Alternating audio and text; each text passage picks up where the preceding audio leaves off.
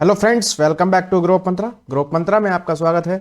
मैं और आप जुड़ चुके हैं ग्रोप मंत्रा के साथ। या साथियों, जो हमने अपना सीटेट को लेकर तैयारी का एक क्रम शुरू किया था, एक सिलसिला शुरू किया था, उसी क्रम में हमारी शिक्षण शास्त्र शुरू हो चुका है। इसी बीच हमारा केवीएस का नोटिफिकेशन भी जारी हुआ है, जिसमें पीआरटी में हमारे पेडागोजी यानी कि शिक्षण शास्त्र को बड़ा ही महत्वपूर्ण एक भाग के रूप में शामिल किया गया है। तो उसी क्रम में आज हमारी जो हमने अपना शिक्षण शास्त्र का सेशन शुरू किया है, शिक्षण शास्त्र यानी कि पेडागोजी की हम थ्योरेटिकल क्लासेस कर रहे हैं। पहले जो उसकी अप्रोच है उसको समझने का प्रयास कर रहे हैं, उसके बाद अपने एमसीक्यू सीरीज पर क्वेश्चंस को डिस्कशन करेंगे। तो शिक्षण शास्त्र में हमारी बहुत ज़्यादा क्लासेस नहीं होंगी, पैडा जो थ्योरेटिकल होगी इसकी, फिर हम एमसीक्यू क्वेश्चंस पर आ जाएंगे लगभग। इसके बाद एक क्लास और होनी है शिक्षण शास्त्र की, जो है थ्योरेटिकल क्लास। उसके बाद हमारा शुरू हो जाएगा एमसीक्यू सीरीज। तो चलते हैं फटाफट से साथियों आज की अपनी इस क्लास में, जिसमें आज हमारी क्लास होगी 4, जिसमें हम अपनी 3 क्लासेस अब तक कवर कर चुके हैं शिक्षण शास्त्र के थ्योरेटिकल अप्रोच पर।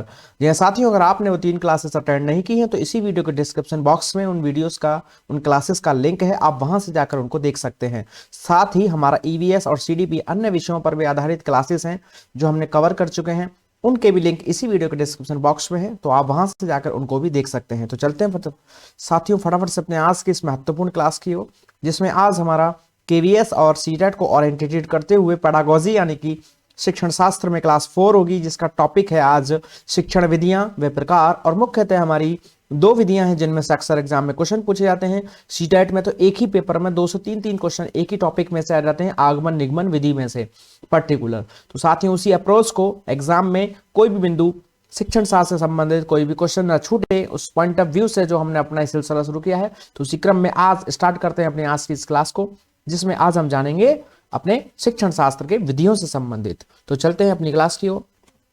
तो पहला है कि हम उसको जानेंगे कि शिक्षण विधियां क्या हैं, वे प्रकार क्या हैं उसके। तो उससे पहले मैं थोड़ा सा बताना चाहूंगा कि शिक्षण क्या है, शिक्षण शास्त्र क्या है। जैसा कि हम अपनी पिछली क्लासेस में भी डिस्कस कर चुके हैं, शिक्षण शास्त्र का मतलब है जो हमारे पास ज्ञान है उसको हमें बालकों तक पहुंचाना होता है, बालकों का चहुमुखी विकास करना होता है। बालक को ज्ञान और ज्ञानात्मक, क्रियात्मक और भावात्मक रूप से सक्रिय करने के लिए, उनके इन पक्षों का विकास करने के लिए हम जिन भी युक्तियां, विधियां या साधनों का प्रयोग करते हैं वही हमारा शिक्षण शास्त्र कहलाता है। इन शॉर्ट में आपको बता रहा हूं, डिटेल में पढ़ना है तो कोने में लिंक आ रहा है, राइट कॉर्नर पर ऊपर लिंक आ रहा है, यहां से इसको देख करके आप शिक्षण शास्त्र को समझ सकते हैं।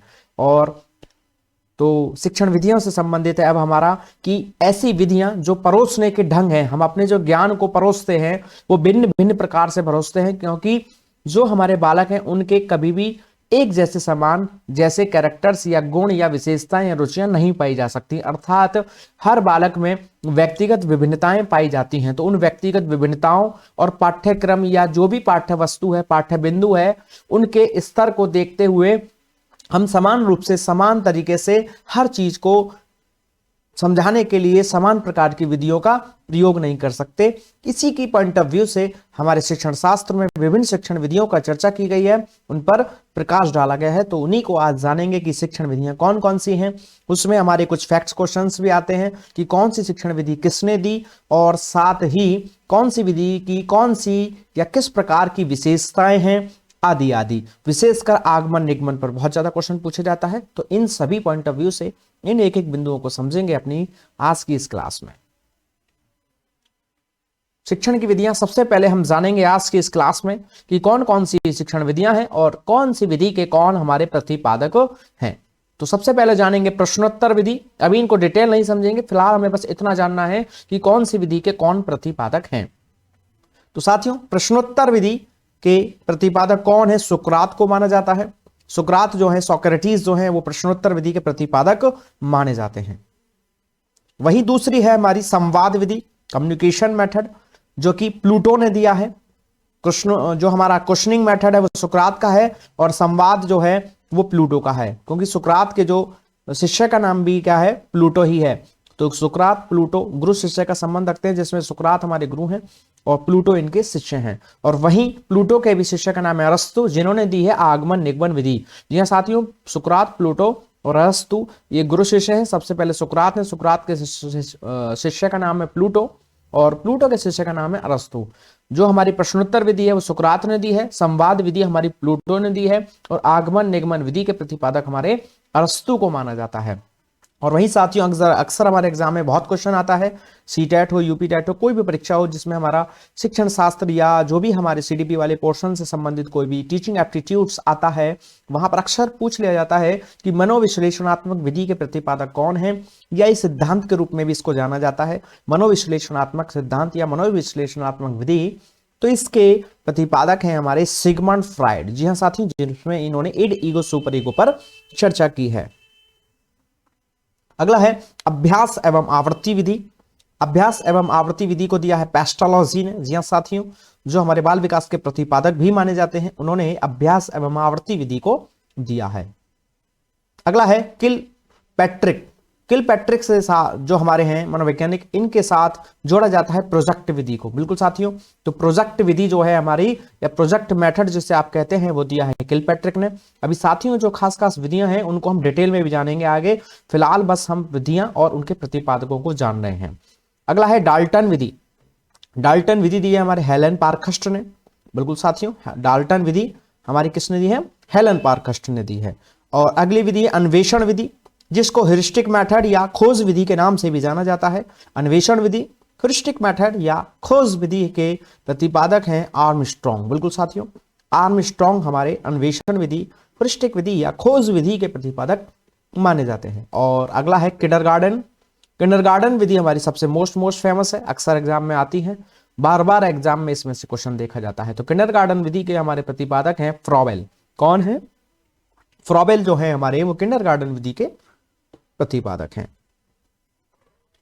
अगला है खेल विधि। बहुत से साथियों, बहुत से बच्चे स्टूडेंट्स अक्सर कंफ्यूजन क्रिएट करते हैं कि किंडरगार्टन विधि को खेल विधि के नाम से जानते हैं, या पूछ लिया जाता है कि खेल विधि के प्रतिपादक कौन है, तो वो सीधे सीधे उसको फ्रॉबेल उत्तर दे देते हैं। लेकिन साथियों ऐसा नहीं है। जो हमारी किंडरगार्टन है वो खेल पर आधारित विधि है, लेकिन उसको हम खेल विधि नहीं कहेंगे। खेल विधि एक अलग से भी दी गई है हमारे कोल्डवेल कुक के द्वारा। ये कोक नहीं है, कुक है। तो कोल्डवेल कुक के द्वारा हमारी खेल विधि को दिया गया है।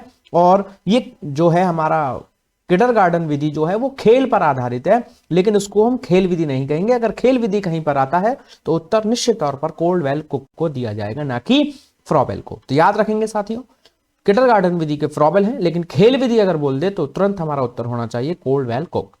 अगला है जीवन इतिहास विधि। लाइफ हिस्ट्री मेथड भी एक है जो कि दिया है टाइडमैन ने। किसी भी बालक के संदर्भ में उसकी संपूर्ण इतिहास जानकारी को प्राप्त करते हुए उसको जो शिक्षण किया जाता है उसको जीवन इतिहास विधि के नाम से जाना जाता है, जिसके प्रतिपादक टाइडमैन को माना जाता है। जी हाँ साथियों, अगला है प्रश्नावली विधि। प्रश्नावली विधि और प्रश्नोत्तर विधि में साथियों अंतर है, कंफ्यूजन नहीं रखना है। प्रश्नावली विधि अगर आएगा तो उत्तर होगा वुडवर्थ। बिल्कुल साथियों, प्रश्नावली विधि के साथ उत्तर होगा हमारा वुडवर्थ, और प्रश्नोत्तर के संबंध में हम उत्तर देंगे सुकरात। तो याद रखना है, कंफ्यूजन नहीं करना है। प्रश्नोत्तर विधि हमारी सुकरात की है और प्रश्नावली विधि हमारी वुडवर्थ की होगी। अगला है समस्या समाधान विधि। जैसा कि साथियों सुकरात की हमारी पहले विधि आ चुकी है प्रश्नोत्तर विधि, क्योंकि कहीं ना कहीं जो प्रश्नोत्तर विधि है उसमें वो क्वेश्चनिंग करते थे और उन लोगों के उत्तरों को लेते थे, उसके माध्यम से वो चीजों को करते थे। तो कहीं ना कहीं ये समस्या समाधान का भी एक प्रकार हुआ, तो इसलिए इनके नाम के साथ एक विधि को और जोड़ा जाता है, समस्या समाधान विधि। तो प्रश्नोत्तर विधि हो या समस्या समाधान विधि के नाम से आ जाए, दोनों का उत्तर निश्चित तौर पर सुकरात ही होगा। अगला है अभिक्रमित अनुदेशन विधि। बहुत एग्जाम में आने वाला क्वेश्चन है, सीटेट के लेवल पर बहुत अच्छा क्वेश्चन है। तो अभिक्रमित अनुदेशन विधि के प्रतिपादक कौन है? तो इसका उत्तर होगा स्किनर। जी हाँ साथियों, जो हमारे BF स्किनर हैं वो अभिक्रमित अनुदेशन विधि के प्रतिपादक माने जाते हैं। अगला है पाठ्यक्रम या टू पर्ड विधि। बिल्कुल, पाठ्य जो पुस्तक है हमारा, पाठ्य पुस्तक या इसको दूसरे शब्दों में टू पर्ड विधि भी के नाम से कहा जाता है। तो इसके हमारे प्रतिपादक हैं कमेनियस। बिल्कुल साथियों, याद रखना है, पाठ्य पुस्तक या टू पर्ड विधि के प्रतिपादक है हमारे कमेनियस। अगला है मूल्यांकन विधि, इवैल्यूएशन मेथड, जिसके संदर्भ में हमारा नाम जोड़ा जाता है BS ब्लूम। ब्लूम की टैक्सोनॉमी जो है उसमें है भी मूल्यांकन के पक्ष में, संबंध में इन्होंने अपने पक्ष दिए हैं। उसमें इन्होंने ज्ञानात्मक को सबसे ज्यादा अच्छे से समझाने का प्रयास किया है। ज्ञान, बोध, अनुप्रयोग, विश्लेषण, संश्लेषण और मूल्यांकन, जिसके संदर्भ में इनका जो नाम जोड़ा जाता है वो मूल्यांकन विधि के साथ जोड़ा जाता है। तो मूल्यांकन विधि के प्रतिपादक हैं हमारे BS ब्लूम। अगला है एकीकृत विधि। एकीकृत विधि के संदर्भ में हमारा जॉन डीवी का नाम जोड़ा जाता है, क्योंकि ये प्रगतिशील और बाल केंद्रित शिक्षा के समर्थक हैं।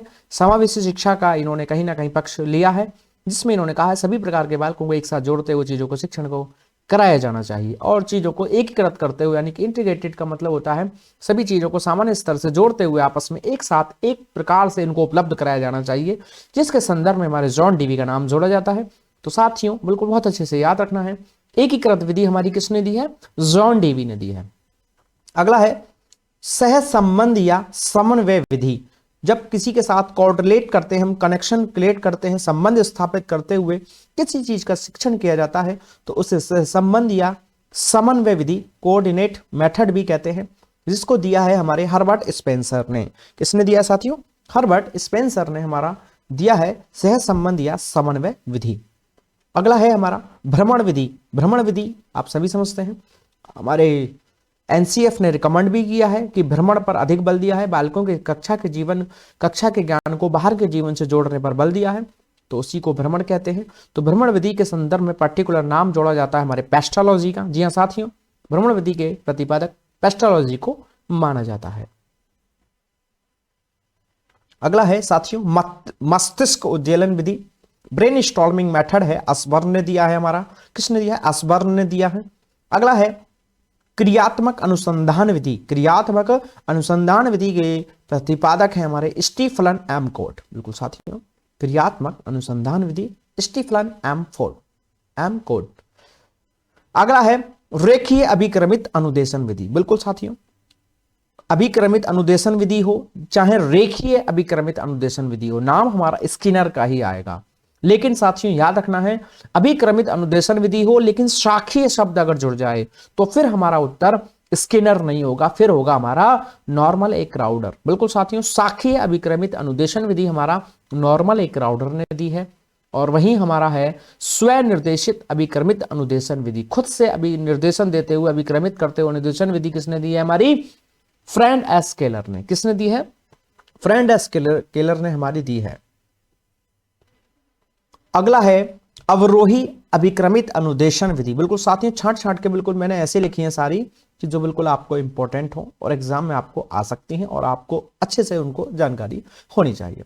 तो अवरोही अभिक्रमित अनुदेशन विधि के प्रतिपादक हैं थॉमस एफ गिलबर्ट। और साथियों ये तीन शब्द हैं या तीन चीजें हैं, इनके संबंध में आपके एग्जाम में कहीं भी क्वेश्चन आ जाए तो हमें उत्तर देना है निश्चित तौर पर। जॉन डीवी क्या शब्द होंगे वो? अगर पूछा जाए कि बाल केंद्रित शिक्षा का समर्थन कौन करते हैं तो उत्तर होगा जॉन डीवी। अगर उत्तर क्वेश्चन आ जाए कि प्रगतिशील विद्यालयों का समर्थन किसने किया या प्रगतिशील शिक्षा के संदर्भ में कौन रिस्पॉन्सिबल है या कौन इसके लिए सबसे ज्यादा इसको समर्थन करते हैं तो उत्तर होगा जॉन डीवी। और लैब विद्यालयों के संदर्भ में भी अगर नाम जोड़ा जाता है तो हमारा जॉन डीवी का जोड़ा जाता है। तो साथियों याद रखेंगे, बाल केंद्रित शिक्षा का समर्थन, प्रगतिशील विद्यालयों का समर्थन और लैब विद्यालयों से संबंधित हमारी बात की गई है किसके द्वारा? जॉन डीवी के द्वारा। बिल्कुल साथियों, तो ये हमने जाना अभी अपने इस आज के सेशन में पहला बिंदु कि कौन कौन सी हमारी शिक्षण विधियां हैं और कौन उनके प्रतिपादक है। हमने इनके बारे में कोई डिटेल नहीं जाना है। अब जो हमारी खास खास शिक्षण विधियां हैं उन सभी के बारे में डिटेल जानेंगे। इन सभी के बारे में तो साथियों नहीं जानेंगे जो एग्जाम के हिसाब से बहुत मोस्ट इंपॉर्टेंट है, जिनमें अंदर से क्वेश्चंस बनते हैं या कुछ अंदर की ऐसी चीजें हैं जो उसमें से क्वेश्चंस को बनाने में मदद करती है या उनसे उत्तर निकलते हैं, तो हम उन्हीं विधियों पर डिटेल में चर्चा करेंगे। तो चलते हैं साथियों, हमारी पहली विधि है आगमन विधि। मोस्ट इंपॉर्टेंट है हमारी आगमन विधि, जिसको इंग्लिश में कहते हैं इंडक्टिव मेथड। बिल्कुल साथियों, इंडक्टिव मेथड या आगमन विधि मोस्ट इंपॉर्टेंट है हमारे सीटेट में। एक ही पेपर में कम से कम 1 से 2 क्वेश्चन हर पेपर में देखने को मिलते हैं, क्योंकि हर सब्जेक्ट की पेडागोजी आती है, उन सभी में शामिल है। हिंदी की पेडागोजी बनाने वाले को नहीं पता होता क्योंकि उसने इंग्लिश की पेडागोजी नहीं बनाई है, उसने सीडीपी की नहीं बनाई है। सीडीपी की पेडागोजी बनाने वाले को मैथ और हिंदी की नहीं पता होता। तो कुल मिलाकर सभी अपनी पेडागोजी अलग अलग बनाते हैं। इसकी वजह से एक ही एग्जाम में, एक ही पेपर में, एक ही शिफ्ट के पेपर में भी आगमन निगमन विधि में से ही 2 से 3 क्वेश्चन देखने को मिल जाते हैं। कई बार 4 क्वेश्चन भी देखने को मिले हैं। तो कम से कम 1-2 क्वेश्चन तो बिल्कुल निश्चित तौर पर आएंगे, तो इसको बहुत अच्छे से समझने की जरूरत है। तो साथियों, आगमन विधि या इंडक्टिव विधि के संदर्भ में अगर हम बात करें तो इसमें नाम जोड़ा जाता है हमारा अरस्तु का। किसका नाम जोड़ा जाता है? अरस्तु को आगमन विधि का प्रतिपादक माना जाता है। अब ये आगमन विधि है क्या साथियों? तो साथियों, आगमन विधि में क्या होता है, जब एक कक्षा में शिक्षक जाता है और सबसे पहले वो अपने आसपास की चीजों के संदर्भ में बच्चा को शिक्षक क्या करता है, नाम ले लेकर के बताता है और उनसे संबंधित कुछ क्वेश्चंस करता है, या कोई वस्तु दिखाता है, कोई चीज दिखाता है, उससे संबंधित फिर क्वेश्चंस करता है और फिर उनसे पीछे के कारण पूछने का काम करता है। अर्थात पहले कोई वस्तु दिखाई जाती है, कोई चीज दिखाई जाती है, कोई उदाहरण दिया जाता है, जिन चीजों के बारे में बच्चे जानते हो, समझते हो, उनसे परिचित हो, जिनको देखा जा सकता हो, जिनका भौतिक स्वरूप हो। जब इस प्रकार की चीजों को जाकर कक्षा में पहले उपलब्ध कराया जाता है, दिखाया जाता है, आदि आदि चीजें की जाती हैं और फिर उनसे संबंधित कुछ क्वेश्चंस को पूछा जाता है और उनके पीछे या फिर कारणों को पूछा जाता है। तो जब बच्चे नहीं बता पाते हैं तो फिर उनको उनसे संबंधित कारणों को बताने के लिए कुछ नियम आदि की विवेचना की जाती है, स्पष्टीकरण किया जाता है, नियमों को समझाया जाता है। तो साथियों, उसी को ही क्या कहा जाता है, आगमन विधि कहा जाता है। अर्थात जब पहले बच्चों को उदाहरण दिए जाएं, फिर उसके बाद नियम समझाए जाएं, तो ऐसी विधि को या कक्षा में शिक्षण के इस प्रकार को ही, इस तरीके को ही हम क्या कहते हैं, आगमन विधि के नाम से जानते हैं। क्योंकि साथियों, बच्चों को जो प्रत्यक्ष अनुभव होते हैं, जो उदाहरण है, जो चीजें देखी हैं, उनको दिखा करके उनके बारे में समझाना बहुत आसान होता है, सरल होता है। तो जब भी कोई कक्षा में शिक्षक हमारा पहले उदाहरण देता है, जीवन से संबंधित चीजों के बारे में बताता है और फिर अगर नियमों को समझाता है, तो बच्चे चीजों को आसानी से समझ पाते हैं, उनको ग्रहण कर पाते हैं। और क्योंकि शुरुआत में बच्चा कैसा होता है, हमारा प्रत्यक्ष अनुभवों पर ज्यादा बल देता है, जो देखने सुनने वाली चीजें होती हैं, जो ज्ञानेंद्रियों से संबंधित चीजें हैं, उन पर जल्दी सक्रिय रूप से शामिल हो पाता है। और छोटे स्तर पर हमारी सबसे अच्छी विधि मानी गई है, जो प्राथमिक स्तर पर सबसे अच्छी विधि मानी गई है, वो हमारी आगमन विधि ही मानी गई है। इसमें क्या होता है, जैसे कि आप नीचे पिक्चर में देख रहे हैं, पहले एग्जाम्पल का दिया जाता है, पहले एग्जाम्पल्स दिए जाते हैं, बाद में रूल्स की बात की जाती है। तो जब पहले एग्जाम्पल दिए जाएं, उदाहरण दिए जाएं, बाद में तत्पश्चात रूल्स या नियमों की बात की जाए, तो उसी को ही आगमन विधि के नाम से जाना जाता है। और डिटेल जानेंगे इसे। प्राथमिक स्तर पर यह सबसे अच्छी विधि मानी जाती है। बिल्कुल साथियों, जैसा कि मैं बता चुका हूं, प्राइमरी लेवल पर सबसे अच्छी विधि मानी जाती है, क्योंकि बच्चे छोटे होते हैं, वो प्रत्यक्ष रूप से चीजों को देखकर सुनकर, यानी कि जो ज्ञानेंद्रियों के प्रयोग के आधार पर चीजों को जल्दी से समझ सकते हैं। इसलिए जो हमारी आगमन विधि है, वो प्राथमिक स्तर पर सबसे अच्छी मानी जाती है। साथ ही ये बालकों के संदर्भ में उनकी आवश्यकताओं की पूर्ति करती है। बालकों की रुचि, आवश्यक जो उनकी क्षमताएं हैं, कहीं ना कहीं उसके अनुसार इसमें चीजें चल रही होती हैं। इसलिए इस शिक्षा की जो विधि है, शिक्षण का जो ये माध्यम है, जो भी हमारा एक मेथड है, इसको हम एक बाल केंद्रित विधि के नाम से भी जानते हैं, क्योंकि ये बालकों की आवश्यकताओं को, क्षमताओं को पूर्ण करती है, या उनको ध्यान में रखकर शिक्षण कराने की एक तरीका है या विधि है। तो याद रखेंगे साथियों, आगमन विधि हमारी कैसी विधि है, बाल केंद्रित विधि मानी जाती है। साथ ही इसमें अगर कुछ अच्छा क्वेश्चन बनाना चाहता है एग्जामिनर, तो पूछ लेता है कि बताइए आगमन विधि में हमारा बालक का कैसा चिंतन शामिल होता है। तो साथियों याद रखेंगे, इसमें बालक का अपसारी चिंतन शामिल होता है। कैसा शामिल होता है चिंतन? अपसारी चिंतन। तो याद रखेंगे, आगमन विधि इंडक्टिव मेथड में हमारी थिंकिंग अप्रोच कैसी होती है? तो बिल्कुल साथियों, डाइवर्जेंट थिंकिंग होती है या अपसारी चिंतन होता है। लेकिन साथियों, सिर्फ इतने ही जानने से हमारा आगमन निगमन नहीं समझ में आता है। इसमें एक क्वेश्चन और बन जाता है कि सिर्फ उदाहरण से नियम की ओर हमने जान लिया कि आगमन विधि है, लेकिन कई बार वो कुछ अन्य शब्दों के साथ, अन्य सूत्रों के साथ, अन्य शब्दों को प्रयोग करते हुए उसको पूछ लेता है, और वहां हम कंफ्यूज हो जाते हैं कि ये आगमन है या निगमन है, या कोई नई विधि हो गई। तो साथियों, उदाहरणों के संदर्भ में हम अन्य शब्दों को भी इस्तेमाल करते हैं, और नियम के शब्दों में हम संबंध में हम अन्य शब्दों को भी इस्तेमाल करते हैं। तो साथियों, सिर्फ उदाहरण से नियम की ओर लिखने बोलने पर ही आगमन विधि नहीं होगी। अगर कुछ अन्य शब्दों का भी प्रयोग किया जा रहा है, तो वहां भी हमारी आगमन विधि होती है।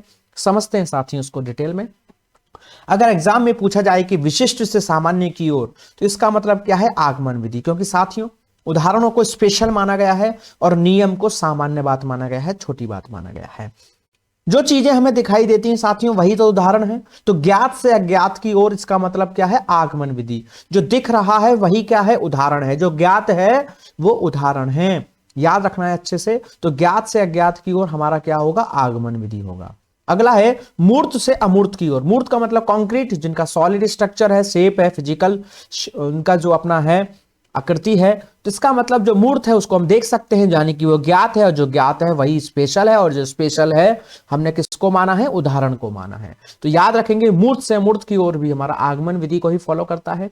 मूर्त यानी कि ऐसी चीजें जो दिखाई देती हैं उनको हम उदाहरण ही मानते हैं, और अमूर्त का मतलब जो हमारा कल्पना है एक प्रकार का, जो एब्स्ट्रैक्ट है, जिसका कोई स्वरूप ही ना हो। तो नियम का हमारा इस प्रकार से ही, नियम कोई चीज थोड़ी है, हमारे आसपास कोई चीज थोड़ी है, हमने उसको बस कल्पना किया हुआ है, एज्यूम किया हुआ है। कोई नियम हमारे नाम की कोई आसपास कोई ऐसी चीज नहीं होती है, उसका कोई भौतिक स्वरूप नहीं होता है। तो मूर्त से मूर्त की ओर बिल्कुल साथियों आगमन विधि होगा। अगला है प्रत्यक्ष से प्रमाण की ओर। तो प्रत्यक्ष का मतलब क्या है, जो चीजें दिखाई दे, और प्रमाण मतलब किसी भी चीज के संदर्भ में कोई तर्क होते हैं। तो तर्क का कोई स्वरूप नहीं है, अर्थात वो नियम हो गए। और प्रत्यक्ष यानी कि जो सामने है, वो उनके आधार पर ही तो तर्क किए जा रहे हैं। लेकिन प्रत्यक्ष का मतलब है जो चीज हमारे सामने हो, जो सामने है, यानी कि मूर्त है, जो मूर्त है वो ज्ञात है, जो ज्ञात है वही हमारा उदाहरण माना जाता है। तो इस आधार पर हम स्पष्ट कर सकते हैं कि प्रत्यक्ष से प्रमाण की ओर, अर्थात यह आगमन विधि का ही सूत्र है। और अगला है स्थूल से सूक्ष्म की ओर। तो साथियों याद रखना है, उदाहरणों को बड़ा माना गया है। स्थूल का मतलब होता है बड़ा, और सूक्ष्म का अर्थ होता है छोटा। तो स्थूल मतलब उदाहरण, उदाहरणों को बड़ा माना गया है, नियम को छोटी चीज माना गया है। तो याद रखना है, आगमन विधि इंडक्टिव मेथड के सूत्र हैं। उदाहरण से नियम की ओर। उदाहरणों को किन किन चीजों को माना गया है, उदाहरणों को स्पेशल माना गया है। जो चीजें ज्ञात हैं वो उदाहरण हैं, जो मूर्त हैं वो उदाहरण हैं, जो प्रत्यक्ष हैं वो उदाहरण है, और उदाहरणों को हमने बड़ा माना है। तो अगर इस प्रकार से ये चीजें दी हुई हैं तो हमारी आगमन विधि होगी। लेकिन साथियों ये अपोजिट भी हो सकती है, अगर ये उल्टे क्रम में लिखे आते हैं। हालांकि मैं अभी आगे निगमन विधि में भी इनको समझाऊंगा, लेकिन फिर भी यहां थोड़ा सा समझने का प्रयास करेंगे। अगर इसी को ये उल्टा कर देता है, क्योंकि आगमन निगमन विधि अपने आप में विपरीत विधि मानी गई है, दोनों में बस थोड़ा सा ही अंतर है। तो अगर उदाहरण से नियम लिख दिया तो आगमन है, लेकिन ये अगर इसको नियम से उदाहरण कर देता है तो फिर ये निगमन विधि हो जाएगा। अब ये मूर्त को अमूर्त से मूर्त से अमूर्त को अगर उल्टा कर दे कि अमूर्त से मूर्त, तो जो भी शब्द हमने उदाहरण के लिए माने हैं अगर वो शुरुआत में है तो इसका मतलब आगमन विधि है, और वो जो हमने शब्द उदाहरण के लिए फिक्स किए हैं, जिनको हमने उससे कनेक्ट किया है, जोड़ा है, अगर वो बाद में लिखे हुए हैं तो हमारा निगमन विधि होगा। तो चलते हैं आगे, अपना समझते हैं अगली विधि, निगमन विधि को। तो साथियों आगमन के बाद निगमन विधि आती है सेकंड नंबर पे, वहीं लिख गया है ये, कोई बात नहीं। तो निगमन विधि यानी कि इसको हम डिडक्टिव मेथड के नाम से जानते हैं। तो इसके संदर्भ में भी नाम हमारा अरस्तु का ही जोड़ा जाता है, क्योंकि आगमन निगमन विधि दोनों ही हमारे अरस्तु ने दिए हैं। इसमें साथियों क्या होता है, जैसे कि नाम से आप समझ पा रहे हैं निगमन, तो पहले इसमें नी आ रहा है, अर्थात पहले नियम दिए जाते हैं और फिर बाद में बच्चों को उदाहरण दिए जाते हैं। साथियों ऐसा कई बार होता है कि हम चीजों के संदर्भ में पहले उदाहरण पेश नहीं करते हैं, पहले कोई नियमों को समझा देते हैं। जैसे कोई कक्षा में एक शिक्षक आता है और वो ब्याज चैप्टर पढ़ाने के लिए सिंपल इंटरेस्ट का फॉर्मूला लिख देता है कि simple interest is equal to P principal into rate into time upon 100 होता है, और फिर वो उनको क्वेश्चंस हल कराना शुरू करता है, यानी कि एग्जाम्पल्स बाद में देता है। तो इसका मतलब है वह शिक्षक कक्षा में निगमन विधि को या डिडक्टिव मेथड को फॉलो कर रहा है। इसमें क्या होता है कि पहले नियम दिए जाते हैं, बाद में उदाहरण दिए जाते हैं। ऐसा करना कक्षा जो हमारी छोटी कक्षाएं हैं उनमें ज्यादा अच्छा नहीं होता है, संभव नहीं होता है, या हमारे उद्देश्य इतने प्रभावी तरीके से नहीं प्राप्त हो सकते हैं। इसलिए इस प्रकार की विधियों को हम उच्चतर स्तर पर या उच्च स्तर की कक्षाओं पर प्रयोग करते हैं, क्योंकि वहां पर हमारा बौद्धिक विकास ठीक से हो चुका होता है। हम प्रत्यक्ष अगर चीजें सामने ना भी हो तो भी उनके बारे में समझ सकते हैं, ग्रहण कर सकते हैं, क्योंकि हमारे अंदर अमूर्त परिकल्पना, अमूर्त चिंतन की क्षमता विकसित हो चुकी होती है। तो इस आधार पर निगमन विधि भी प्रयोग तो की जाएगी, लेकिन इसको उच्च स्तर पर प्रयोग किया जाता है, ना कि निम्न स्तर पर या प्राथमिक स्तर पर इसको ज्यादा अच्छा या प्रभावी नहीं माना गया है। तो जो हमारी निगमन विधि है ये उच्च स्तर पर अपनाई जाती है या प्रभावी मानी जाती है। चूंकि ये उच्च स्तर पर अपनाई जा रही है, बच्चों को बहुत ज्यादा इसमें ध्यान में नहीं रखा जा रहा, बच्चों की क्षमताओं को बहुत ज्यादा फोकस नहीं किया जा रहा है, तो कहीं ना कहीं इस आधार पर इसको हम थोड़ा सा अध्यापक केंद्रित विधि के रूप से जानते हैं। इसमें हमारा क्या हो रहा है साथियों, पहले रूल्स की बात हो रही है, बाद में उससे संबंधित एग्जाम्पल्स या उदाहरणों को पेश किया जा रहा है। इसलिए इसको निगमन विधि या डिडक्टिव मेथड के नाम से जाना जाता है, जो कि क्या है, उच्च स्तर पर अपनाई जाती है। और इसको कहीं ना कहीं अध्यापक केंद्रित या टीचर सेंटर्ड मेथड माना जाता है। जैसे इसको प्राचीन समय में तो गणित और व्याकरण के लिए अच्छा माना गया था। पहला पुराने समय में हमारे गणित व्याकरण आदि सब निगमन विधि से ही पढ़ाया जाता था, लेकिन अब वर्तमान में हमारी शिक्षक व्यवस्था जो है बाल केंद्रित होने के कारण प्राथमिक स्तर पर व्याकरण और बाकी सारी चीजों को उदाहरणों के माध्यम से ही पढ़ाया जाता है, क्योंकि अब वर्तमान का स्वरूप बदला है। लेकिन इस विधि को प्रयोग किया जा रहा है अब हमारे उच्च स्तर पर। पुराने समय में हमारा जो है रूल्स के आधार पर ही पढ़ाया जाता था, लेकिन अब बाल केंद्रित है, इसलिए इसको अलग प्रकार से यानी कि अब पहले उदाहरणों को ही पेश किया जाता है, यानी कि उच्च स्तर पर इसको शामिल करते हैं। जैसा कि मैंने पहले बताया आगमन विधि में भी कि इसके कुछ सूत्र है, तो बिल्कुल साथियों जैसा कि मैंने उसमें बताया, आप एक बार गौर करें तो बिल्कुल सेम इसके अपोजिट है। निगमन का मतलब ही क्या है, आगमन में उदाहरण से नियम चलता था, तो इसमें उल्टा हो गया कि शिक्षक पहले नियमों की बात कर रहा है, बाद में उदाहरणों की चर्चा कर रहा है। तो उसी क्रम में अगर आप देखें तो सारे शब्द वही हैं, बस इनका क्रम बदल गया है। क्योंकि नियमों को हमने क्या माना था, सामान्य बात माना था। नियम दिखाई नहीं देते हैं, अर्थात अज्ञात होते हैं, अमूर्त होते हैं, इनका कोई भौतिक स्वरूप नहीं है। ये प्रमाण होते हैं, यानी कि प्रत्यक्ष के आधार पर तर्क जो होते हैं, विचार जो होते हैं, वही हमारे नियम होते हैं।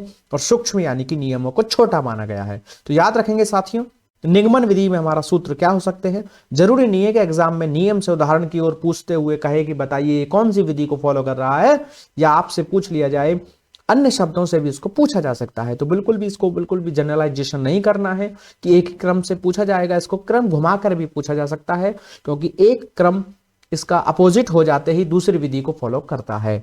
तो और अन्य शब्दों के साथ भी इसी को प्रयोग किया जा सकता है, सिर्फ नियम या उदाहरणों को प्रयोग ना करके अन्य शब्दों को भी प्रयोग किया जा सकता है। तो उसी में याद रखेंगे, नियम से उदाहरण की ओर निगमन विधि होगा, या सामान्य से विशिष्ट की ओर, अज्ञात से ज्ञात की ओर, अमूर्त से मूर्त की ओर, प्रमाण से प्रत्यक्ष की ओर, सूक्ष्म से स्थूल की ओर।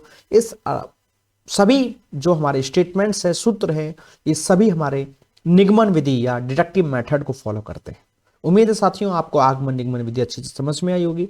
अगर आपको जरा भी कोई समस्या हो तो एक बार आगमन निगमन विधि को दोबारा से वीडियो को रिवाइंड करके बैक से दोबारा से प्ले करके उसको देख लीजिएगा, और हो सके तो इन सूत्रों को एक पेपर पे अच्छे से नोट्स में कॉपी में लिख करके इनको एक बार याद कर लीजिएगा, क्योंकि एक ही एग्जाम में मैं फिर रिपीट कर रहा हूं 3 से 4 क्वेश्चन तक इन्हीं में से देखने को मिल जाते हैं। हमारी अगली विधि है साथियों किंडरगार्टन विधि। बहुत पूछा जाता है किंडरगार्टन विधि के हमारे प्रतिपादक कौन है, अक्सर यही पूछा जाता है। तो इसके संदर्भ में हमारे जर्मनी के फ्रॉबेल का नाम जोड़ा जाता है। किंडरगार्टन जो पद्धति है हमारी या विधि है, इसके प्रतिपादक हमारे फ्रॉबेल हैं। इसमें क्या होता है साथियों, इसको क्यों किंडरगार्टन कहा गया है तो जानते हैं इसके बारे में। इनके अनुसार स्कूल बच्चों का बाग है। इन्होंने बागवाड़ी के नाम से भी इसको कहा है कि स्कूल को इन्होंने बच्चों का क्या कहा है, बाग कहा है, जिसमें बच्चे जो होते हैं खुद से ही क्रिया करते हुए, स्वयं क्रिया करते हुए अपने आप से वातावरण में घुलते मिलते हैं, खेलते कूदते हैं और अपना अधिगम, अपना व्यवहार परिवर्तन करते हैं। इसी विधि को ही इन्होंने इसलिए ही किंडरगार्टन विधि के नाम से जाना कहा है कि इसमें बच्चा क्या होता है, खेल खेल में आसानी से स्वयं रूप से खुद से ही क्रियाओं को करते हुए, बच्चों के साथ शामिल होते हुए, अपने बच्चों का एक बाग कहा है इसलिए क्योंकि बच्चे खेल खेल में अपने आप से चीजों को समझ रहे हैं, खेल खेल में ही चीजों को समझते हुए अपना व्यवहार परिवर्तन कर रहे हैं। किंडरगार्टन प्रणाली में बच्चों को खेल खेल में ही सिखाना होता है, इसलिए इसको किंडरगार्टन कहा है, बच्चों का बगीचा या बच्चों का बाग या बागवाड़ी के नाम से भी इसको जाना जाता है। साथियों किंडरगार्टन जो पद्धति है इसके क्या लाभ हैं या किस पर आधारित है, यह शिशु शिक्षा पर बल देती है। छोटे बच्चों के संदर्भ में ये सबसे अच्छी विधि मानी गई है, क्योंकि इसमें शिक्षा जो होती है वो खेल द्वारा दी जाती है। बच्चों को खेल खेल में ही चीजें समझाई जाती हैं, खेल खेल में ही गणित, भाषा और अंक जो भी हमारी चीजें हैं इन सभी का विकास कराया जाता है। बालकों को इसमें स्वतंत्रता दी जाती है, कोई भी बाध्यता या उसको किसी भी प्रकार के दबाव से, अनावश्यक दबाव या फालतू की चीजों से बिल्कुल दूर रखा जाता है। उसकी इच्छाओं के अनुरूप, उसकी क्षमताओं के अनुरूप चीजों में शामिल करने का उसमें प्रयास किया जाता है, और बच्चे की जो भी व्यक्तिगत विभिन्नताएं होती हैं उनको पूर्ण रूप से उसमें ध्यान रखा जाता है कि बच्चे की क्या क्या क्षमताएं हैं, वो किस किस प्रकार से कौन कौन सी चीजों में विभिन्नताएं रखते हैं, उनको ध्यान में रखते हुए बच्चों को स्वतंत्र रूप से खेल के माध्यम से शिक्षा उपलब्ध कराई जाती है।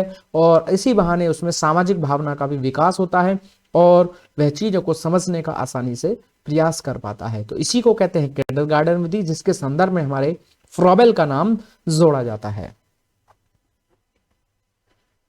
अगली विधि है मॉन्टेसरी विधि। बिल्कुल साथियों, बहुत अच्छे से इसको आपने सुना होगा, मॉन्टेसरी, मॉन्टेसरी के नाम से अक्सर सुनने को मिलता है।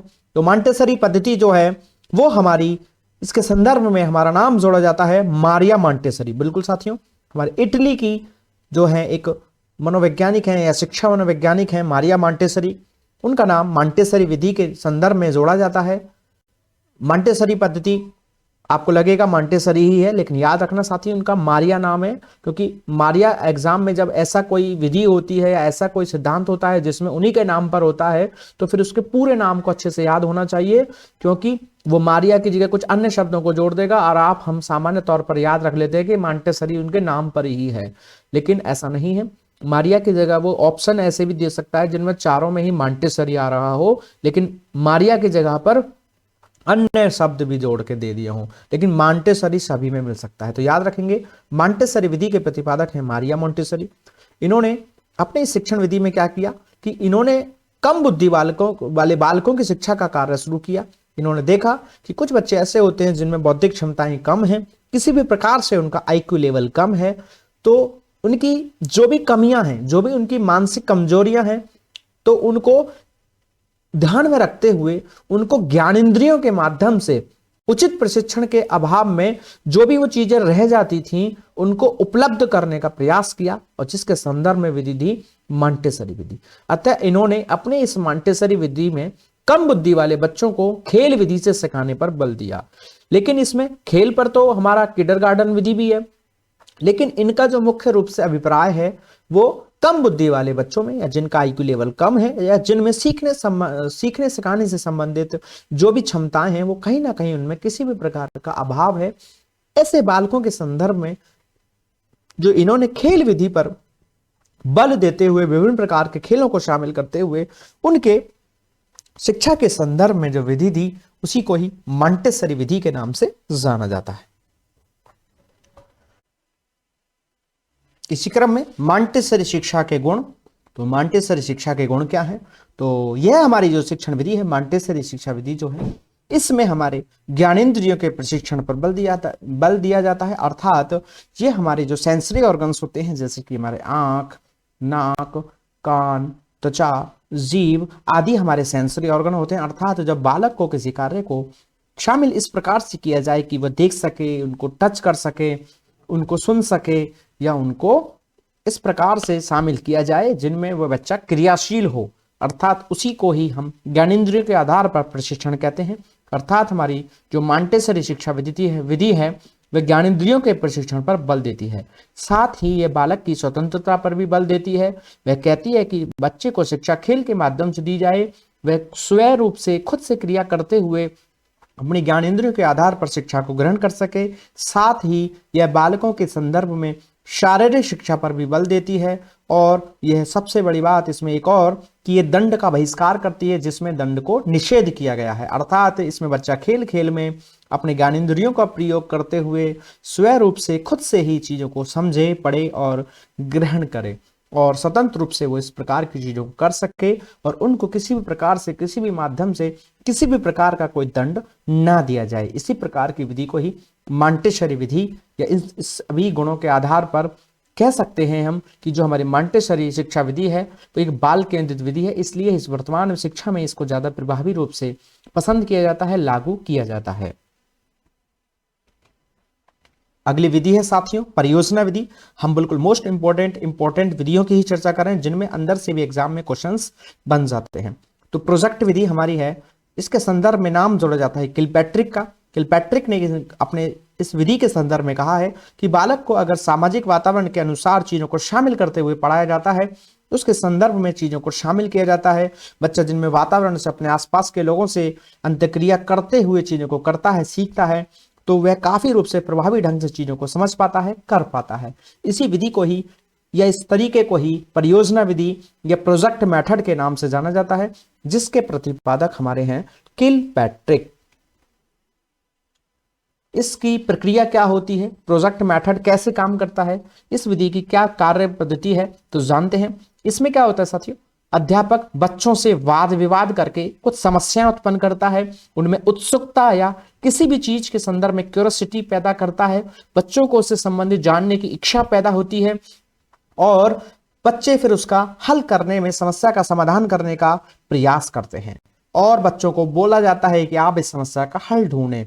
तो बच्चा क्या करता है, उस समस्या को लेकर अपना प्रोजेक्ट बनाता है, विभिन्न प्रकार की जानकारियों को, संबंधित तथ्यों को जोड़ने का प्रयास करता है, कम संबंध स्थापित करने का प्रयास करता है अपने बड़ों से, अपने आसपास के लोगों से, अपने फ्रेंड सर्किल से, विभिन्न प्रकार से उनके संबंध में विभिन्न प्रकार की जानकारियों को, विभिन्न प्रकार के माध्यमों से उनको संबंध में जानकारियों को कलेक्ट करता है और उनका आपस में संबंध स्थापित करते हुए उन समस्याओं को समाधान करने का प्रयास करता है। तो वही हमारा क्या है, प्रोजेक्ट मेथड है, जिसमें बच्चा खुद से उससे संबंधित प्रोजेक्ट के रूप में, एक कार्य के रूप में उसको शामिल करते हुए उसको समस्या को समाधान करने का प्रयास करता है। इसमें क्या होता है, बच्चों को उनकी इच्छा के अनुसार काम दिया जाता है, ना कि अध्यापक की इच्छा के अनुरूप, लेकिन उसमें कहीं ना कहीं शिक्षक उनकी आवश्यकताओं और इच्छाओं के अनुसार ही वातावरण को उपलब्ध कराने का लेकिन प्रयास करता है। और इसमें साथ ही अंत में जब प्रोजेक्ट समाप्त होता है तो उस पर उसका मूल्यांकन भी किया जाता है। तो प्रोजेक्ट मेथड एक ऐसा माध्यम है जिसमें बच्चों को स्वयं से ही अपने आसपास से विभिन्न प्रकार के माध्यमों से अपनी समस्याओं के समाधान करने होते हैं, जिसमें शिक्षक सिर्फ एक सहायक के रूप में या थोड़ा सा एक गाइडेंस के रूप में शामिल होगा, लेकिन बच्चों को स्वयं से ही चीजों को करना है। शिक्षक तो बस एक विभिन्न प्रकार की एक्टिविटी, वाद विवाद या विभिन्न प्रकार की चीजों को माध्यम से उपलब्ध करते हुए बालकों में क्यूरियोसिटी या उत्सुकता या किसी भी चीज के संदर्भ में एक उत्सुकता का भाव पैदा करता है, जिससे कि बच्चों में उसको जानने की इच्छा पैदा होती है और वे उनको समस्याओं को समाधान करने का प्रयास करता है। तो उसी को कहते हैं हमारी प्रोजेक्ट मेथड, या जो है हमारा प्रोजेक्ट पद्धति, जिसके संदर्भ में नाम जोड़ा जाता है किलपैट्रिक का। अगली विधि है हमारी डाल्टन पद्धति या डाल्टन विधि। बिल्कुल साथियों, बहुत से लोग सोचते हैं डाल्टन विधि जो डाल्टन ने दी होगी, लेकिन नहीं, डाल्टन विधि के प्रतिपादक हैं हमारी हेलन पार्कस्ट। बिल्कुल साथियों, हेलन पार्कस्ट ने हमारी दी है डाल्टन पद्धति। यह भी एक बाल केंद्रित शिक्षा विधि ही मानी गई है, क्योंकि इसमें जो है हेलन जो है उन्होंने क्या किया था कि बच्चों के संदर्भ में उनकी व्यक्तिगत विभिन्नताओं को ध्यान में रखते हुए बच्चे स्वयं से क्रिया करके अनुभव से सीखे, इस पर बल दिया है। और देखा जाए तो यही हमारे मॉन्टेसरी और हमारी अन्य विधियां अब तक जो हमने जानी है उन सभी में भी इन्हीं पर ही जोर दिया गया है। तो कहने का मतलब है यह भी कहीं ना कहीं हमारी बाल केंद्रित शिक्षा विधि या पद्धति मानी जाती है, जो कि दी है हमारी हेलन पार्कस्ट ने, जिसके संदर्भ में कहा जाता है कि ये व्यक्तिगत विभिन्नताओं पर आधारित होती है और इसमें बच्चा स्वयं से क्रिया करते हुए अनुभव से सीखता है। क्योंकि हेलन जो थी वो अमेरिका की थी, उन्होंने डाल्टन नगर में वो 30 बच्चों की टीचर थी, इंचार्ज थी, जो आयु तथा योग्यता में भिन्न भिन्न थे। तो उन सबकी आयु के बेस पर तो डिफरेंशिएशन होगा ही, और साथ ही साथ समान एज के हो तो भी व्यक्तिगत अंतर तो पाए जाते हैं। तो उस संबंध में उन्होंने समस्याओं का समाधान करने के लिए इस प्रकार से इस विधि का प्रयोग किया, उसको अपनी एक्टिविटी को, विधि को शामिल किया, जिसको ही डाल्टन पद्धति के नाम से जाना जाता है, जिसके संदर्भ में नाम है हमारा किसका, हेलन पार्कस्ट का। डाल्टन ये एक शहर का नाम था अमेरिका के, जहां पर इस प्रकार से इन्होंने इस विधि को प्रयोग में लिया। तो याद रखेंगे साथियों, डाल्टन पद्धति, हेलन पार्कस्ट, ये किस पर आधारित है, व्यक्तिगत विभिन्नता पर आधारित होती है, स्वयं से क्रिया करता है बच्चा और अनुभव से सीखता है।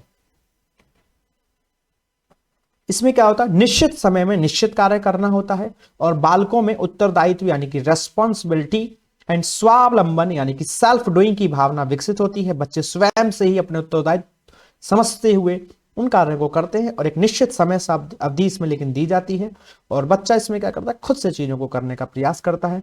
और इसकी सबसे अच्छी विशेषता कि इसके माध्यम से शिक्षक और बच्चों के मध्य गहरा संबंध स्थापित होता है, विकसित होता है, और बच्चे स्वयं से ही चीजों को अपनी इच्छाओं के आधार पर, रुचि के आधार पर, अपने खुद ही सेल्फ मोटिवेशन के आधार पर चीजों को समझ पाते हैं, सीख पाते हैं।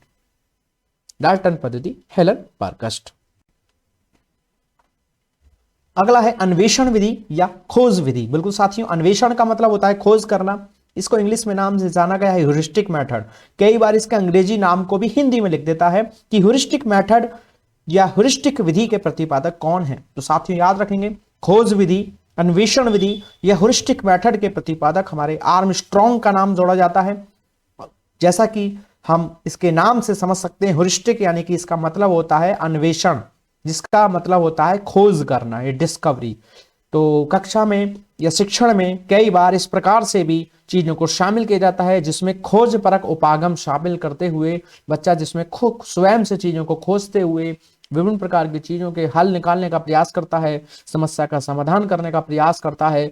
जैसे कि प्रोजेक्ट विधि था, लगभग कुछ इसी प्रकार से इसमें भी क्रिया विधि होती है कि बच्चा इसमें खुद से ही खोजबीन करके उन चीजों के संबंध में जानकारियां निकालने का प्रयास करता है, समस्याओं को समाधान करने का प्रयास करता है। तो उसी को ही अन्वेषण विधि, खोज विधि या हमारा ह्यूरिस्टिक मेथड के नाम से जाना जाता है, जिसके संदर्भ में हमारा नाम जोड़ा जाता है आर्मस्ट्रॉन्ग का। इसमें बच्चा क्या करता है, स्वयं से ही खोजबीन करते हुए चीजों को सीखता है। इस शिक्षण में क्या होता है, अध्यापक की सहायता और परामर्श की जरूरत नहीं पड़ती है और बच्चा खुद ही समस्याओं का समाधान निकालता है। याद रखेंगे, प्रोजेक्ट विधि में थोड़ा शामिल होता है लेकिन इसमें नहीं होता है। इस विधि में अध्यापक बच्चों को समस्या के लिए प्रश्न दे देता है और वहां से फिर हट जाता है और बच्चे स्वयं से उसका हल खोजते हैं और उनको प्रयास करने का, उनका समस्याओं को समाधान करने का प्रयास करते हैं। तो उसी को कहते हैं हमारी कौन सी विधि, हमारी यही हो जाती है हमारी अन्वेषण विधि, खोज विधि या ह्यूरिस्टिक मेथड, जिसके संदर्भ में नाम जोड़ा जाता है हमारे आर्मस्ट्रॉन्ग का। अगला है परिचर्चा विधि या डिस्कशन मेथड। ये हमारी बहुत पुरानी विधि है, काफी समय से चलती आ रही है। बाल केंद्रित विधियों में से इसको थोड़ा सा अगर हम बात करें तो पहले इसको थोड़ा सा समझेंगे। इस विधि में छात्र और अध्यापक आपस में किसी विषय पर चर्चा करते हैं। तो ये अब लगभग फिलहाल में हमारे काफी समय से प्रयोग की जा रही है, क्योंकि अब जो है हमारी व्यवस्था ऐसी है कि जिसमें हमारा शिक्षण का प्रारूप ऐसा है कि पुराने समय में क्या होता था कि पूर्ण रूप से शिक्षक के ऊपर निर्भर होता था, शिक्षक ही व्याख्या करता था, शिक्षक ही सक्रिय रहता था, बच्चे सिर्फ सुनते थे। लेकिन अब वर्तमान में जो थोड़ा सा इसको शामिल किया गया है वो परिचर्चा के माध्यम से शामिल किया गया है, अर्थात अब सिर्फ शिक्षक ही सक्रिय नहीं रहता है, शिक्षक के साथ साथ बालक भी सक्रिय रहते हैं।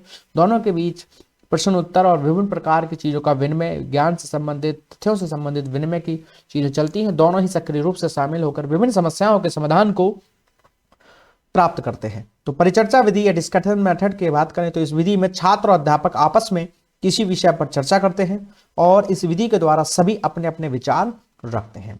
कई बार छात्र कुछ बिंदुओं पर लेकर अपने अलग अलग विचार रखते हैं, उनको भी इसमें शामिल किया जाता है और फिर उनके अंतिम रूप से जो है निष्कर्ष निकाले जाते हैं। इस विधि में के द्वारा जो है बच्चों में आत्मविश्वास बढ़ता है, क्योंकि सभी छात्र अपने अपने विचार प्रस्तुत करते हैं और तत्पश्चात सभी तर्कों के आधार पर, उनके विचारों के आधार पर एक निश्चित अवधारणा का निर्माण किया जाता है। अगली है निदर्शन विधि। निदर्शन विधि या डेमोन्स्ट्रेशन मेथड जिसे कहते हैं। तो साथियों, किसी भी चीज को दिखाते हुए, किसी भी चीज के संदर्भ में एक डेमो करते हुए, आपने सुना होगा ना डेमो दिखाया जा रहा है। तो डेमो क्या होता है, किसी भी चीज के संदर्भ में एक छोटा सा नमूना पेश किया जाता है। किसी भी चीज को जब करके दिखाया जाता है और बाद में फिर हमको वो स्वयं से खुद से करना होता है, तो उस प्रकार की मेथड को ही डेमोन्स्ट्रेशन मेथड या निदर्शन विधि कहा जाता है। अर्थात जब अध्यापक रोचक रोचक उदाहरण, अच्छे अच्छे उदाहरण, चार्ट या नक्शे हो सकते हैं, मॉडल, प्रोजेक्टर या अन्य प्रकार की कैसी भी किसी शिक्षण सामग्री का प्रयोग करते हुए पढ़ाता है, तो उसे निरूपण विधि कहलाती है, कहते हैं। यह शिक्षण की सबसे अच्छी या सर्वोत्तम विधि मानी जाती है, जिसमें किसी भी प्रकार की चीजों को बच्चों को पहले दिखाया जाता है, बाद में उनसे संबंधित विभिन्न प्रकार के क्वेश्चंस या चीजों को समझाया जाता है। या शिक्षण के दौरान ही जब हम विभिन्न प्रकार की चीजों को दिखाते हैं, समझाते हैं और उनसे संबंधित कुछ प्रोसेसिंग को भी समझाने का प्रयास किया जाता है, उनको भौतिक स्वरूपों से परिचित कराया जाता है उन तथ्यों के, तो वहां पर हमारा क्या किया जा रहा है, डिमॉन्स्ट्रेशन किया जा रहा है या निदर्शन विधि का प्रयोग किया जा रहा है। सबसे अंतिम आज के जो शिक्षण विधियों का हमने एक्सप्लेनेशन के क्रम में हमारी है व्याख्यान विधि, जिसे हम लेक्चर मेथड या डिस्क्रिप्टिव मेथड कहते हैं। वर्तमान समय में इसको सबसे कम प्रभावी माना गया है, सबसे कम अच्छा माना गया है। हमारी जो प्राचीन कालीन शिक्षा है, जो रूढ़िवादी शिक्षा है, जिसमें हमारा शिक्षक को प्रथम स्थान दिया गया था और बालक को गौड़ स्थान दिया गया था, तो उसमें हमारा व्याख्यान विधि ही हुआ करती थी। कहीं ना कहीं इसमें क्या होता था कि सिर्फ शिक्षक बोलता है और बच्चे निष्क्रिय होकर बैठ करके सिर्फ सुनते हैं। बच्चों के सवाल जवाब या उनकी जो भी इच्छाएं हैं या इच्छाओं से कह सकते हैं, जो भी उनकी उत्सुकताएं हैं, उनको शामिल उसमें नहीं किया जाता है। एक पक्षीय क्रम से यानी कि चलता है, सिर्फ एक पक्षीय, मूल रूप से एक पक्ष पर ही इस पर ध्यान दिया जा रहा है, अन्य पक्षों पर ध्यान नहीं दिया जा रहा है, तो उसी को व्याख्यान विधि, लेक्चर या डिस्क्रिप्टिव मेथड के नाम से जाना जाता है, जो कहीं ना कहीं एक शिक्षक केंद्रित विधि भी मानी जाती है। इस विधि में अध्यापक एक पाठ को तैयार करके आता है और अपने विषय के बारे में बच्चों को उनकी जानकारियां देना शुरू कर देता है।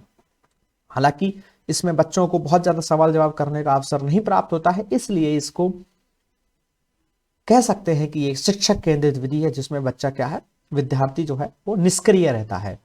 तो ऐसा नहीं है कि ये जो भी हमारी ये शिक्षण विधि है, व्याख्यान विधि है, इसको पूर्णतः हम खराब कह सकते हैं। इस प्रकार से हम छोटे बच्चों को प्रयोग करते हुए नहीं करा सकते हैं शिक्षण, लेकिन उच्च स्तर पर जो हमारी शिक्षा है, कक्षाएं हैं, वहां पर बच्चों का मानसिक स्तर, बौद्धिक स्तर अच्छा हो जाता है, चीजों की समझ हो जाती है, तो वहां पर थोड़ा सा संभव है। अर्थात व्याख्यान विधि के आधार पर वर्तमान जो हमारा शिक्षा के स्वरूप है, उसमें उच्च स्तर की शिक्षा में इसको प्रयोग में लाया जाता है। तो व्याख्यान विधि हमारी होती है जो शिक्षक केंद्रित है, जिसमें बच्चा निष्क्रिय रहता है। वर्तमान भौतिक जो हमारा शिक्षा का स्वरूप है, जो हमारा स्वरूप में है, तो उसमें हम इसको व्याख्यान विधि को शामिल करते हैं उच्च स्तर की शिक्षा के लिए। लेकिन सामान्य स्तर पर जो हमारे जो प्राथमिक स्तर है या निम्न स्तर है, उस पर इस व्याख्यान विधि को बिल्कुल भी प्रयोग में नहीं लाया जाता है, क्योंकि वर्तमान में हमारे बाल केंद्रित शिक्षा है, इसमें किसी भी ऐसी प्रकार की विधि जिसमें शिक्षक को पूर्णतः स्थान मिले और बालक निष्क्रिय रहे, ऐसा कोई भी व्यवस्था को अच्छा नहीं माना गया है। तो व्याख्यान विधि हमारी है जो है वो कैसी है, उच्च स्तर के लिए अच्छी मानी गई है, और इसमें इसको शिक्षक केंद्रित व्यवस्था के या विधि के नाम से भी जाना जाता है। तो साथियों, इसी के साथ हमने जाना कि हमारी शिक्षण विधियां जो है वो कौन कौन सी हैं, उनके प्रतिपादक कौन हैं, और जो खास खास हमारी कुछ शिक्षा विधियां हैं उनके कुछ कैरेक्टर्स को जाना, उनकी क्वालिटीज, और जो भी उनके संबंध में पॉइंट्स हैं जो एग्जाम में क्वेश्चंस बनाते हैं, हमने उनको जाना। इसी के साथ अब हम जानेंगे कि हमारी कौन कौन सी शिक्षण विधियों को हमने किस प्रकार की शिक्षण विधियों में शामिल किया है। कई बार एग्जाम में क्वेश्चंस आ जाते हैं और हम सोचते हैं पता नहीं ये विधि किस पर आधारित है। तो एक बार हम इन साथियों इनको जानेंगे कि कौन कौन सी हमारी शिक्षण विधियां हैं जिनको शिक्षक केंद्रित माना गया है, अर्थात जिनमें पूर्ण रूप से या मुख्य रूप से स्थान शिक्षक का होता है, बालक का गौड़ स्थान होता है, और कौन कौन सी हमारी ऐसी शिक्षण विधियां हैं जिसमें बालक को प्राथमिकता दी गई है, मुख्य स्थान बालक को दिया गया है तथा सेकंड स्थान टीचर को दिया गया है। तो एक बार इनको बिल्कुल कंपैरिजन करते हुए बिल्कुल अलग अलग जानेंगे कि कौन कौन सी विधियां शिक्षक केंद्रित हैं और कौन कौन सी बाल केंद्रित हैं। उनके अंदर डिटेल में जाने ना जाने, कम से कम हमें निश्चित तौर पर यह स्पष्ट रूप से पता होना चाहिए कि यह विधि हमारी किस पर आधारित है, शिक्षक केंद्रित है या बाल केंद्रित है। तो जानते हैं पहले उन विधियों के नाम जो हमारी शिक्षक केंद्रित विधियां हैं, अर्थात जिनमें शिक्षक को ही पहला स्थान दिया गया है, मुख्य रूप से वो उसमें शामिल होते हैं। तो शिक्षक केंद्रित विधियों के नाम हैं व्याख्यान विधि, जैसा कि मैंने बताया, जिसमें टीचर एक्सप्लेनेशन कर रहा है, बोले जा रहा है, बच्चा निष्क्रिय है। ठीक है। प्रदर्शन विधि, प्रदर्शन विधि में मतलब सीधे सीधे बस चीजों को दिखा रहा है, कोई बहुत ज्यादा उनको इंस्ट्रक्शन नहीं करा रहा है। कहानी विधि, अनुवर्ग या ट्यूटोरियल विधि या अभिक्रमित अनुदेशन विधि, ये सभी हमारी पांचों विधियां हमारी शिक्षक केंद्रित विधियों के अंतर्गत इनको शामिल किया जाता है।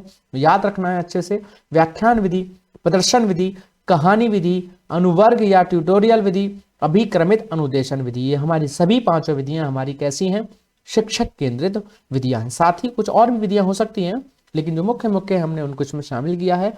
और वहीं हमारी जो बाल केंद्रित शिक्षा है, जो विधियां हैं, वो हमने मैक्सिमम इसमें शामिल की है, और ऐसी विधियों के भी नाम शामिल किए जो शायद आपने अभी ना भी सुने हो या बहुत कम सुने हो। तो जानते हैं बाल केंद्रित विधियां हमारी कौन कौन सी हैं जिनमें बालक को मुख्य रूप से आधार माना गया है। तो एक बार उनके सभी के नाम याद रखने हैं कि हमारी सभी विधियां कौन सी हैं, बाल केंद्रित हैं या चाइल्ड सेंटर्ड हैं, या बालक को इसमें मुख्य स्थान दिया गया है। तो जानते हैं उनके नाम। प्रोजेक्ट विधि हमारी, बिल्कुल साथियों याद रखेंगे, प्रोजेक्ट विधि एक बाल केंद्रित विधि है। दत्त कार्य विधि, वार्तालाप यानी कि कम्युनिकेशन विधि। दत्त कार्य जिसे कहते हैं असाइनमेंट मेथड। समीक्षा विधि, किसी भी चीज का समीक्षा करना। पर्यटन विधि, घूमने फिरने से संबंधित भ्रमण के आधार पर जब चीजों को उपलब्ध कराया जाए। सर्वेक्षण विधि, खेल विधि, सहचार्य विधि हमारी, ऐतिहासिक खोज विधि, प्रश्नोत्तर विधि, ये सभी हमारी क्या है, बाल केंद्रित विधियां हैं। इसी के साथ और भी हैं, जैसे कि अनुकरणीय विधि या पात्र अभिनय विधि, संवेदनशील प्रशिक्षण विधि, अन्वेषण विधि, सूक्ष्म शिक्षण विधि, दल शिक्षण विधि, समस्या समाधान विधि, सामूहिक वाद विवाद विधि, शैक्षिक पर्यटन विधि, ये भी हमारी सभी बाल केंद्रित हैं और जानेंगे डिटेल में। और भी अन्य कुछ विधियां हैं, एक एक को नाम हमें अच्छे से पता होने चाहिए। समवाय विधि या कोरिलेशन जिसे कह देते हैं, श्रुति लेखन विधि, अनुकरणात्मक विधि, स्वामित्व अधिगम विधि, आव्यूह रचना विधि, स्वतंत्र अध्ययन विधि, मस्तिष्क विप्लव विधि और केलर योजना विधि। तो साथियों ये सभी विधि हमारी कैसी हैं? बाल केंद्रित विधियां हैं। प्रोजेक्ट विधि, दत्त कार्य विधि, वार्तालाप, समीक्षा, पर्यटन, सर्वेक्षण, खेल, साहचर्य, ऐतिहासिक खोज, प्रश्नोत्तर, अनुकरणीय, पात्र अभिनय, संवेदनशील प्रशिक्षण, अन्वेषण, सूक्ष्म शिक्षण, दल शिक्षण, समस्या समाधान, सामूहिक वाद विवाद, शैक्षिक पर्यटन, समवाय, श्रुति लेखन, अनुकरणात्मक, स्वामित्व अधिगम, आव्यूह रचना, स्वतंत्र अध्ययन, मस्तिष्क विप्लव, केलर योजना विधि। ये सभी हमारी साथियों कौन सी विधि हैं? बाल केंद्रित विधियां हैं। तो साथियों इसी के साथ हमारी आज की क्लास यहीं कंप्लीट होती है। मिलते हैं आपसे अपनी अगली क्लास में एक नए टॉपिक के साथ। मतलब कि शिक्षण शास्त्र के अन्य आगे जो भी हमारे उपागम संबंधित हमारे एग्जाम में क्वेश्चंस पूछे जाते हैं कि शिक्षण उपागम हमारे क्या हैं, तो उन सभी बिंदुओं से संबंधित हमारी अगली क्लास होगी, जिसमें आपको उन सभी से संबंधित फैक्ट्स पर चर्चा की जाएगी। जिसमें हमारी क्लास 5 जो होगी वो थ्योरेटिकल पोर्शन की लास्ट क्लास होगी, जिसके बाद हमारे MCQ सीरीज शुरू करेंगे, जिसमें हम एक एक मोस्ट टॉपिक के अकॉर्डिंग जो हमारे एग्जाम में क्वेश्चंस बनते हैं उन क्वेश्चंस पे चर्चा करेंगे। तो साथियों इसी के साथ हमारे आज की क्लास यहीं समाप्त होती है। मिलते हैं आपसे अपने अगली क्लास में अपने इसी टॉपिक के साथ अपने डिटेल आगे की चीज़ों को समझने का प्रयास करेंगे। तो ओके बाय साथियों, thanks for watching, don't forget to like and share the video, please subscribe the channel.